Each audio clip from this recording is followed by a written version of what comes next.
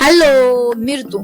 आणि आज सकाळी एकदम निवांत उठलेली, कारण इकडे एवढी थंडी पडल्या ना पाटणला देवा, सकाळी लवकर उठूच वाटत नाही.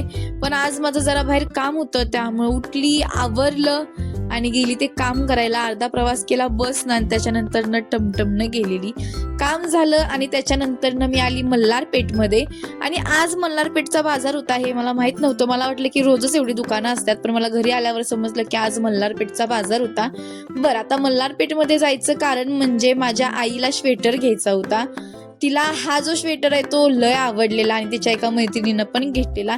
त्यामुळे म्हटलं ठीक आहे, तुला आवडलाय ना तर घेऊया. आजपर्यंत आईनं आम्हाला कसली कमी केली नाही आणि आता आमचा डन आहे की आईला जे आवडतंय, जे पाहिजे आहे ते घेऊन द्यायचं. मस्त स्वेटर घेतला आणि त्याच्यानंतर निघाली घरी यायला. आणि घरी आली तर माझ्या दारातच लसूण सोलत होती. आता लसूण बघूनच तुम्हाला अंदाज आला असेल की आमच्या घरी आज काय होतं. चिकन आणि वडे होते आमच्याकडं. घरी आली, मस्त फ्रेश झाली आणि घेतला मसाला करायला.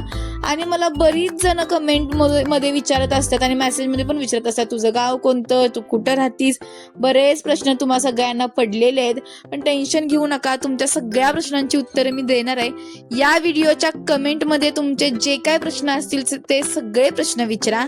मी तुम्हाला या सगळ्या प्रश्नांची उत्तरं लवकरच देणार. Thank you, bye.